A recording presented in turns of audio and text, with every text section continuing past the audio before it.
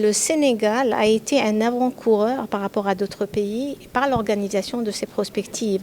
En fait, au niveau global, il y a eu ce sommet qui va être organisé. Mais en fait, le Sénégal avait commencé à travailler bien avant qu'il y ait cette idée d'avoir des dialogues nationaux. Et c'est la raison pour laquelle ce qu'on peut dire, c'est que le Sénégal a été vraiment visionnaire parce qu'il y a eu cette réalisation en fait que les systèmes alimentaires sont très très importants pour l'atteinte des ODD en fait. Et on s'est rendu compte par exemple, et ça a été déjà dit, comment les systèmes alimentaires sont en train d'impacter la santé des populations. Nous avons changé de régime alimentaire, nous avons changé la façon de manger, nous avons abandonné les produits locaux qui sont très très nutritifs et nous avons eu à constater qu'il y a eu ce qu'on appelle le double fardeau de il y a la malnutrition, quand les enfants par exemple ils sont, on dit sous-nourris ou sous-nutris, mais en fait on a vu aussi cette épidémie d'obésité et de surpoids qui était en train de se développer.